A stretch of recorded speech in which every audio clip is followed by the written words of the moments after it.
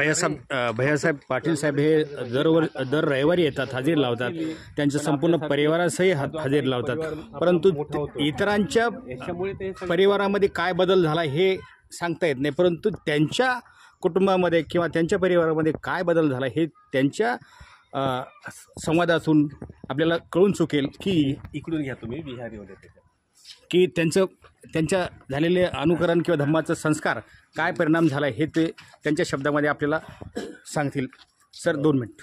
इथे जेव्हा बुलढाण्यामध्ये धम्म स्कूल सुरू करणार अशी जेव्हा मला ऐकण्यात आलं, त्याच्यानंतर मी पहिल्या दिवशी बसून इथे माझ्या परिवारासहित होतो.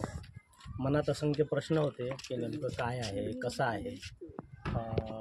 श्रीलंकेचे बंतीजी भिक्खू संघ त्याला मार्गदर्शन करणार आहे, परंतु आम्ही कधी बालवयामध्ये हा कन्सेप्ट ऐकला नव्हता किंवा तशी संधी मिळाली नाही, परंतु या पिढीसाठी ही संधी उपलब्ध होणार आहे हे जेव्हा माहिती झालं तेव्हा खूप आनंद झाला आणि असं वाटलं की आपण परिवारासहित इथे असलं पाहिजे आणि इथे आपलं योगदान जेवढं आपल्याला शक्य होईल, माझ्या परिवाराला शक्य होईल ते दिलं गेलं पाहिजे.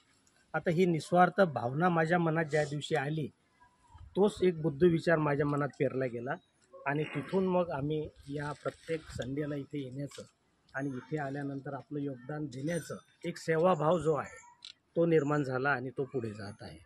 माझ्या स्वतःमध्ये जो बदल झाला की आता मी 50ला झालेला आहे.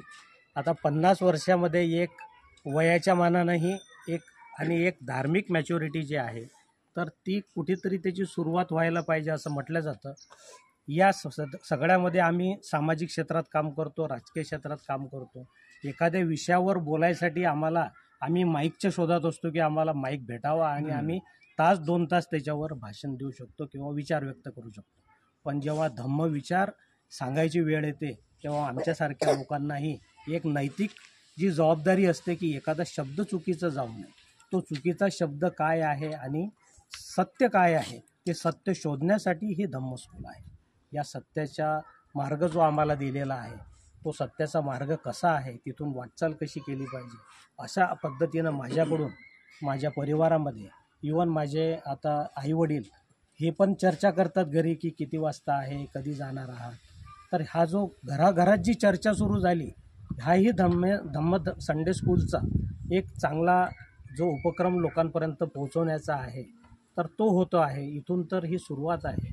विहाराचं जे खरं महत्त्व आहे की विहार हे लोकांना धम्म देशनेसाठी असलं पाहिजे.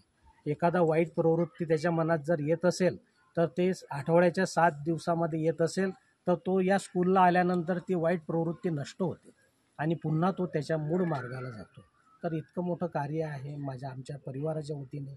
या सर्व टीम जी आहे या टीमचा आम्ही मनापूर्वक त्यांचा आभार व्यक्त करतो. त्यांनी हा उपक्रम सुरू केला खास करून लहान मुलांना की ज्यांना आपल्या आईवडिलांनी काय कष्ट केले, आपल्या पूर्वजांनी काय कष्ट केले, इथपर्यंत आल्यानंतर आपल्याला जे सगळ्या गोष्टीचं सामर्थ्य मिळालं आहे, त्याच्यामध्ये आर्थिक स्तरही मिळालेलं आहे, त्याच्यामध्ये त्यांना शैक्षणिक फॅसिलिटी मिळालेली आहे.